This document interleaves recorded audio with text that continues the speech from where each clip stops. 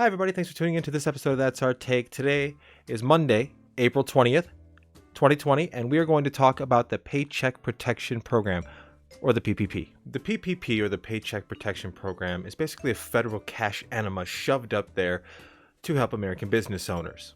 The loan program is a 1% fixed interest rate loan over 2 years, basically available to any business with 500 or less employees. On March 30th, 2020, the House of Representatives passed the CARES Act, Coronavirus Aid, Relief, and Economic Security Act. That allowed over $2 trillion available from somewhere to help stimulate the American economy due to the shutdown from the coronavirus. On April 3rd, small businesses around the country were able to apply for these loans. The stimulus funding was mainly meant to help cover payroll and other certain expenses while employees are furloughed or laid off. The funding capped at $10 million per company, and no more than $100,000 could be allotted per employee. The program offers to forgive these loans if the company rehires furloughed or laid off employees by June of this year. While it seems like a life raft, it's more of a floating door. Several different lenders throughout the country were able to offer these loans. The government gave the banks the money, and the banks then would receive the loan applications from all of these business owners and decide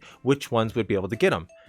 The kickback, these banks got to collect almost $6 billion in fees from giving out these low-interest loans. As of Thursday, April 16th, the total amount was over 1.6 million applications, resulting in approximately $340 billion of loans allocated out to small businesses. Well, supposedly. The SBA, or Small Business Association, has a report so far on the amount of money that's been given to what types of industries and such, updated up to April 16th. I'll post a link to that in the description. But now, the money's gone. Gone? What do you mean gone? With an estimated 30 million small businesses here in America, the amount of money that was actually given out reached about 5% of them. And them, meaning who? Not all recipients of these funds were the small town homegrown restaurants that make you feel good. No, some of the businesses that got the funds aren't even based in the United States. And some of them come with a market capitalization of over $100 million. U.S. biotechnology company Wave Life Sciences, based in Singapore, and recently reported a market valuation of $286 million, applied for this small business loan and got $7.2 million for it. A chain restaurant called Ruth's Hospitality Group Incorporated, they operate about 80 restaurants across the United States called Ruth's Chris's Steakhouse. I don't get it.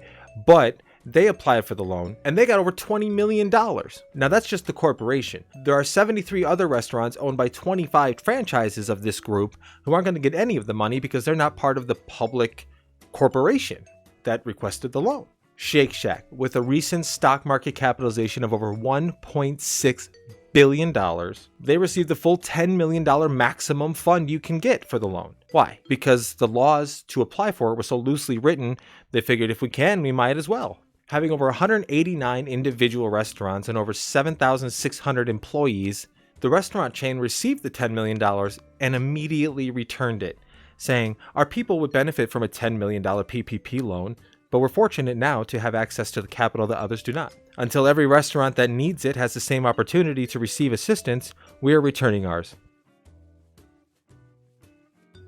Small business owners across the country are competing now with global chains, apparently, for this bailout money. It's kind of like the Hunger Games, only the tributes are the small businesses owned by Americans, and President Snow is played by market capitalization. Today, Monday, April 20th, the Senate is nearing a deal to add another $310 billion into the PPP. They're adding that on top of the $349 billion, which equals